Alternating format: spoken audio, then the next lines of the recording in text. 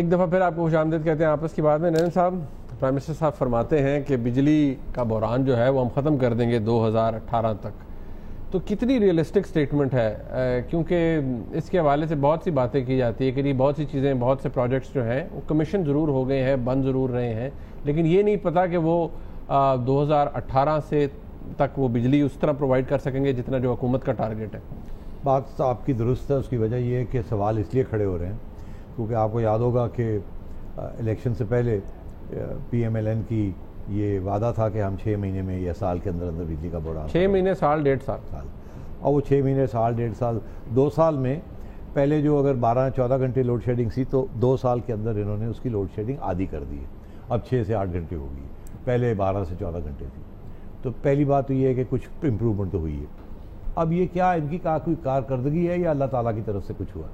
अब मैं समझता हूँ कुछ इनकी कारकर्दगी है और कुछ, क्योंकि इसमें कोई शक ही नहीं है कि प्राइम मिनिस्टर साहब ने दिन रात इसके ऊपर एम्फोसाइज किया है कि ये करना है, ये करना है, ये करना है, ये करना है, और सबको क्रैक द whip के करो करो करो करो करो, भागो दौड़ो, ये करो। शहबाज साहब और शहबाज साहब, ऑफ कोर्स शहबाज साहब और ख्वाजा आसिफ साहब, and you know everybody is been trying to. Problems बड़े हैं बट चले, सर्कुलर डेट का प्रॉब्लम था ये, मगर इसके अलावा एक और भी विंडफॉल, जैसे अंग्रेजी में कहते हैं विंडफॉल प्रॉफिट, अल्लाह ताला की तरफ से एक चीज़ होगी, वो है तेल की कीमत गिर गई। जब तेल की कीमत गिर गई है तो वो पावर प्रोजेक्ट्स जो कि बंद पड़े थे क्योंकि वो इनएफिशिएंट थे, उनकी भी कैपेसिटी अब बढ़नी शुरू हो गई है।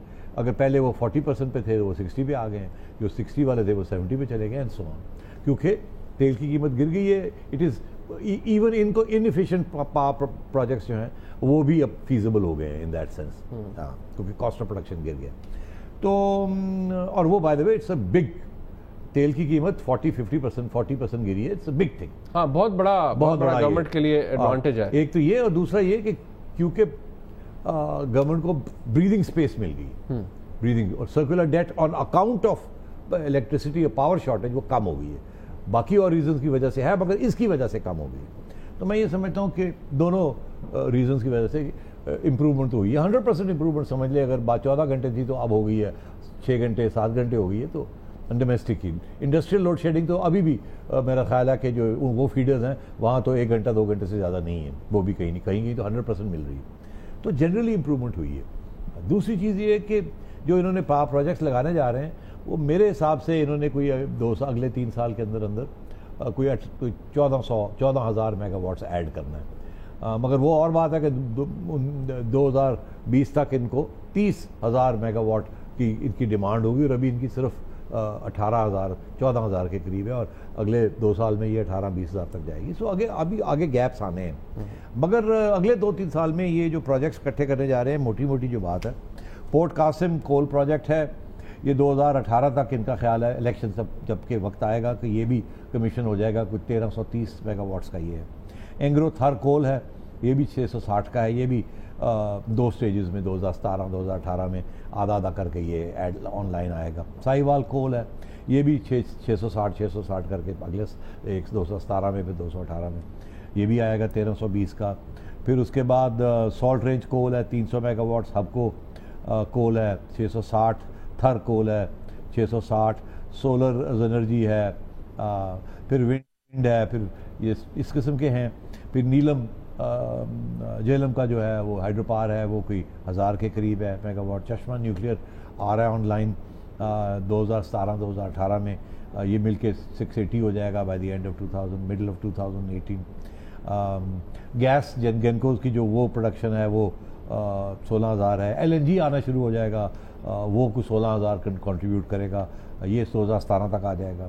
जामशोरो कोल है, तो ये मिला मिलू के कुछ 1300 साढ़े 13,000 मेगावाट्स। उसमें से आप समझें कि 30% पूरे कमीशन नहीं होंगे, कुछ इलेक्शन के बाद आएंगे, कुछ उससे पहले आ जाएंगे, कुछ डिलेज हो जाएंगी।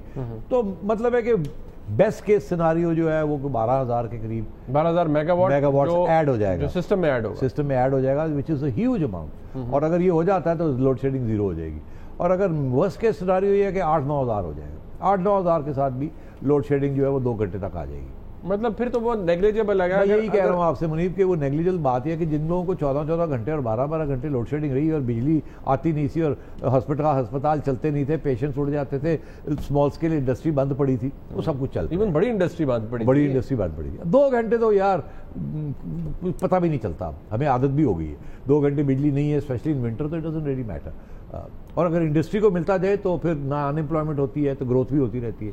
तो मैं समझता हूँ बिजली का जो बहरान है, इन माई असेसमेंट ये बहरान अगले 2 साल में ये हुकूमत कामयाबी के साथ निपट लेगी और ये एक इलेक्शन इशू उल्टा बनेगा। पहले ये बना था इनके खिलाफ, जरदारी साहब को तो ऑब्वियसली उनके खिलाफ गया, और अब ये इनके हक में जाएगा कि हमने आपको ये वादा किया था, आप देखिए वादा पूरा हो गया। और क्योंकि बिजली भी इतनी महंगी नहीं होगी जितनी पहले जिस रेट से महंगाई हो रही थी, क्योंकि as I said oil prices have fallen, oil is such a huge input into every product. This is contributed to their luck ना, मतलब 40-50% अगर तो ये सिर्फ इनका लक नहीं है, सारी दुनिया का ही लक है। हाँ ऑब्वियसली, मतलब लेकिन वो इनकी अच्छी किस्मत थी कि उस दौरान इनकी हुकूमत आ गई। तो मैं ये समझता हूँ ही they will benefit from it. देखिए ये जो लोकल बॉडीज में हुआ है ना, ये एक साइन है कि आगे किस तरफ जा रहे हैं। ऑलरेडी लोगों को एहसास होना शुरू हो गया है कि ये डेवलपमेंट एक्टिविटी हो रही है, फंडिंग हो रही है और आहिस्ता आहिस्ता काबू किया जा रहा है। देखिए जो क्रिटिक्स हैं वो तो कभी खुश नहीं होंगे, हम भी नहीं खुश होंगे। बहुत से ऐसे एरियाज हैं जहाँ 100%, 2% इंप्रूवमेंट हो सकती है। वो किसी दिन प्रोग्राम करें तो हम धज्जियाँ उड़ा देंगे। नहीं वो एग्जैक्टली उसके अंदर, मगर ये जो इश्यू है इसके ऊपर मैं समझता हूँ देर आया दुरुस्त आएगा। ये जो 3 साल में ये जो काम होना था या 4 साल में, वो 5 साल में हो जाएगा, मगर हो जाएगा। अच्छा ये क्योंकि आपने अभी इसका इलेक्शन से जिक्र किया, ये अगर क्योंकि हम देखना है ना कि किस तरह से कमीशन हो सकते हैं और एट द एंड कितनी बिजली सिस्टम में आएगी। अगर 12,000 का टारगेट है या 12,000 आनी चाहिए, 11,000 आ जाती है, लोड शेडिंग 2-3 घंटे पे चली जाती है, कितनी बड़ी ये इलेक्शन के लिए कैपिटल है, इलेक्शन जीतने के लिए? इज इट 60%, 50% या 80%? देखिए एक तो इनके ऑलरेडी ये जो वो लोकल बॉडीज जीते हैं, अगर इसी तरीके के साथ यही लोकल बॉडीज जो है एक प्लेटफॉर्म बन जाता है तो फिर तो आप देखिएगा स्वीप हो जाएगी पंजाब में।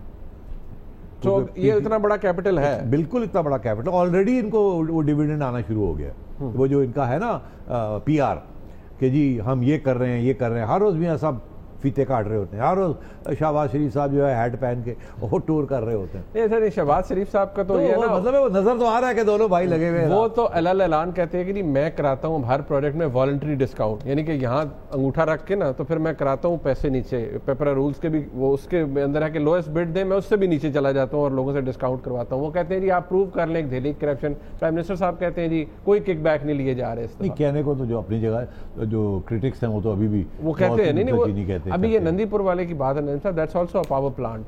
उसमें हुकूमत आज एडवर्टाइज कर रही है कि जी हमें जो ऑडिटर जनरल ने रिपोर्ट दी है उसमें जी कोई करप्शन नहीं, कोई करप्शन नहीं, इनकॉम्पिटेंस है। उसमें लिखा हुआ है कहीं कि 12 अरब रुपए का नुकसान तो गवर्नमेंट एक्सचेंजर को हुआ ना बंद करने का, तो किसी न किसी के खाते में वो जाना ना, वो आवाम का ही खाता है यार, हमारा पैसा है। वो इनएफिशिएंसी तो हुई है, करप्शन नहीं है तो इनएफिशिएंसी है, it is another form of bad governance. तो ये अच्छा तकलीफ होती है ना जब बैड गवर्नेंस की बात आती है ना, क्योंकि नून का और मियां साहब हजरात का दोनों का एजेंडा ही है गवर्नेंस। और गवर्नेंस से उनका मुराद एक ही है, उनका मुराद ये डेवलपमेंट। डेवलपमेंट से मुराद क्या है? सड़कें, ब्रिजेस, अंडरपासेस, ओवरहेड्स, ताकि वो चीजें जो नजर आती रहे, मेट्रोज, बिग प्रोजेक्ट। हाँ, क्योंकि वो कह सके ये हमने किया। अच्छा इनका एक्सपीरियंस भी है ना, yellow cabs, yellow tractors, families involve हो जाती हैं। एक बंदे को येलो कैब मिल गई तो पता आप समझें कि 20-30 वोट तो पक्के हो गए वहाँ। हाँ। मतलब एटलीस्ट हमने बड़ी तनकीद की थी इस दफा भी कि आप क्यों दे रहे हैं ये ग्रीन मगर हम समझते हैं कि वो पैसा और भी तरीके से बेहतर इस्तेमाल हो सकता है, मगर ये पैसा इस्तेमाल इस तरीके से करते हैं कि थोड़ा बहुत किसी फैमिली का या किसी ग्रोह का भी फायदा हो जाए और वो फिर इनके वोट बन जाए पक्के। Don't forget Nawaz Sharif and Shahbaz Sharif साहब have been ruling Punjab for 30 years. और ये इमरान खान साहब और एहसास नहीं कि इसका मतलब क्या होता है, कितने वेस्टेड इंटरेस्ट और कितने पावरफुल ग्रास रूट्स ऑर्गेनाइजेशंस बन जाती हैं, इनरोड्स कितने बनते हैं और कोई इनका इरादा नहीं है कि इसको खान साहब के वाले कर दिया जाए। लेकिन एक मेजर स्ट्रेटजी होगी अगर इस चीज को उन्होंने अप सीट करना है। देखिए गलतियां हो जाती हैं, जैसे मॉडल टाउन की गलती हुई, बहुत गलती नहीं, वो गलता था तो उस किस्म के 1-2 और गलते हो गए तो फिर तो गले पड़ जाएंगे। वो लोग भूलते नहीं है, लोग नहीं। देखिए जो इलेक्शन ईयर होता है ना, अगर वहां कोई हादसा हो जाता है ना, वो सारी बिजली को घूम फारक करके मुशर्रफ साहब को 2007 में सीजे और लाल मस्जिद, उससे पहले 2007 से पहले मुशर्रफ साहब यहाँ थे, दुनिया थे। उनको एक्नॉलेज करती थी, किताब उनकी मिलियंस की कॉपीज बिक रही थी और लोग समझते थे इससे बड़ा हीरो ही कोई नहीं। और एक जो सीजे के ऊपर छोटी सी गलती हुई, और अगर सीजे उस वक्त रेजिस्ट ना करते तो वो गलती भी ना तस्लीम की जाती, वगैरह हो गए थे। और फिर लाल मस्जिद के ऊपर जिस तरह मिस हैंडल किया गया, जिसको टोटली मिस हैंडल किया गया और वो गले पड़ गए, तो मतलब है, और फिर मीडिया को बंद कर दिया, वो भी गले पड़ गए। तो एक गलती के बाद दूसरी, क्योंकि ये होता है, एक गलती करे ना उसको ठीक करने के लिए एक और गलती हो जाती है। किस्मत खराब हो तो एक गलती दूसरा मौका तो नहीं वो देती। तो कुछ भी हो सकता है, मगर इस वक्त जो सूरत हाल ये है कि जो ये लूज कर चुके थे इमरान खान के धरने की वजह से, वो रीगेन और रिकवर कर रहे हैं। ओके, एक ब्रेक लेते हैं यहाँ पर, ब्रेक से वापस आएंगे तो बात होगी चीफ जस्टिस साहब ने क्या कहा मिसिंग पर्सन्स के हवाले से, उसके बारे में बात करेंगे। ब्रेक के बाद हमारे साथ रहिएगा।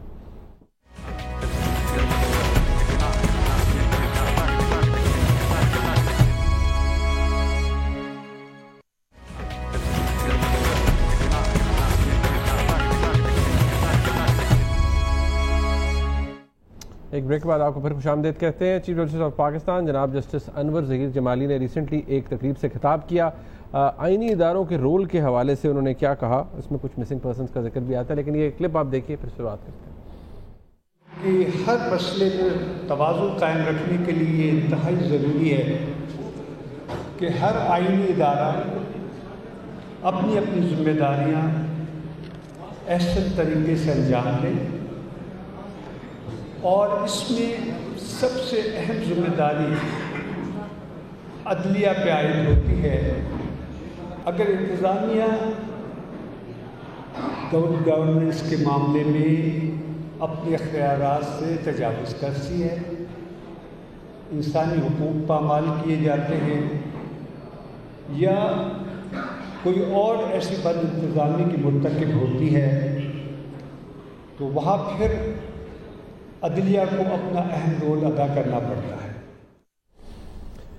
क्लिप आपने देखा नईम साहब, इंतज़ामी जो बद इंतज़ामी है वो तो समझ में आती है। उन्होंने कहा जी इंसानी हुकूक की पामाली। आपको याद है कि ये एक पूरा जो मिसिंग पर्सन्स के हवाले से इसकी रिपोर्टिंग भी हुई, पूरी तकरीब की एक हिस्ट्री रही है, ख़ास तौर पर इफ्तिखार चौधरी साहब जब चीफ जस्टिस थे उस वक्त, और जो बलूचिस्तान के अंदर हो रहा था मिसिंग पर्सन्स का मामला। आपको लगता है कि कभी ये अब उस स्केल पर जाके ये चीज़ डिस्कस हो सकती है, या कभी हो सकता है जिस तरह कुछ अरसे पर इवन 2015 में भी जब तक जवाद ख्वाजा साहब मौजूद थे सुप्रीम कोर्ट के अंदर, उस वक्त भी बात होती थी और लिस्ट भी मंगाई गई कि जी बताएं हमें, स्टेटस बताएं मिसिंग पर्सन्स का। इसके बारे में मुख्तलिफ मिथ्स हैं, क्या कोई क्लैरिटी आई है कि क्या मिसिंग पर्सन का इशू क्या है, या कुछ लेजिस्लेशन जो हुई है या प्रोटेक्शन ऑफ पाकिस्तान एक्ट वगैरह, इसके बाद कुछ बेहतरी आपको लगता है हुई है? दो तीन बातें मुझे। पहली बात तो ये है कि चीफ जस्टिस साहब क्वेटा में ये स्पीच कर रहे थे। तो क्वेटा में आपको पता है वहाँ मेन इशू बलूचिस्तान में मिसिंग पर्सन्स का, तो जो कोई भी चीफ जस्टिस वहाँ जाएगा तो बात मिसिंग पर्सन्स की होगी, उस चीज़ को एड्रेस करेंगे, उसको एड्रेस करेंगे। तो एक तो ये कि उन्होंने उसको एड्रेस किया और ये कहा कि जिस तरीके से पहले सुप्रीम कोर्ट एक कीन इंटरेस्ट ले रहा था तो वो इंटरेस्ट रहेगा, और फिर साथ ही साथ जाहिर है अगर उसमें इंटरेस्ट लेगा तो ये भी सबको पता है कि हमारी अफवाज पाकिस्तान के अंदर ऐसे अनाथ हैं जो समझते हैं कि ये नहीं, वो नेशनल सिक्योरिटी इशूज़ हैं, इसमें सुप्रीम कोर्ट से अदालतों को मदाखलत नहीं करनी चाहिए, एक मौक़िफ़ है उनका। मगर सुप्रीम कोर्ट का ये है कि नहीं, ह्यूमन राइट्स हैं, फंडामेंटल राइट्स, उनको हमने प्रोटेक्ट करना है, नेशनल इंटरेस्ट और नो नेशनल इंटरेस्ट। उसमें वहाँ भी ये डिबेट चली थी कि आपकी कॉन्स्टिट्यूशनल राइट्स क्या हैं, क्या सुप्रीम कोर्ट कर सकता है या नहीं कर सकता, even against what the army says is national interest. मगर जो तो इसलिए देयरफॉर दोनों बातें जो उनका कहना, क्वेटा में ये बात कहनी और दूसरा ये कि अपने इदारे, हर अदारा अपने अपने दायरे में रहे। तो इनका ये कहने का ये मतलब है ये हमारा दायरा है to inquire about missing persons, तो नाराज़ होने की कोई ज़रूरत नहीं है, ना ही हमें अंडरमाइन करने की कोई ज़रूरत है। मगर आपको याद होगा कि साथ ही साथ उन्होंने एक और बात भी कर दी, उन्होंने इंतज़ामिया तो एडमिनिस्ट्रेशन होती है, मगर उन्होंने हुकूमत की तरफ भी इशारा था कि आप भी अपने दायरे में रहें, बिकॉज ये एग्जीक्यूटिव वर्सेस जुडिशरी, जो judiciary versus administration is one thing जिसमें फौज आ जाती है in Balochistan, judiciary versus executive is another thing जिसमें पार्लियामेंट आ जाती है, law making and the prime minister and his cabinet. तो क्योंकि पार्लियामेंट जो है वो वही करती है जो करती है because of the parliamentary system, तो इसलिए वो parliament although its law making is seen to be part of the executive.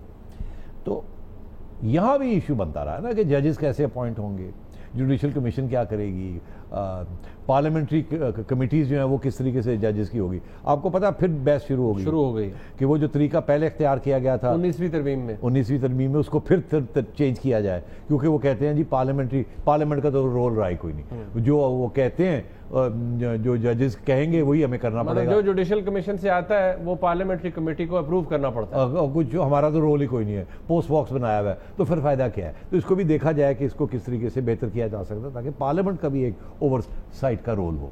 तो ये चीज़ें भी शुरू हो गई हैं, मगर सबसे और इसलिए फिर भी ये भी इशारा था कि ज़रा आप भी अपने दायरे में रहे। ज़ाहिर है जुडिशरी अपनी राइट्स को बड़ी फेसली रेजिस्ट करेगी कि उनकी इंडिपेंडेंस के ऊपर कोई हाथ डाले, और वो इंडिपेंडेंस जो ले चुके हैं अब फिर अगर पार्लियामेंट खींचना चाहेगी तो ये भी उनकी तरफ भी इशारा है।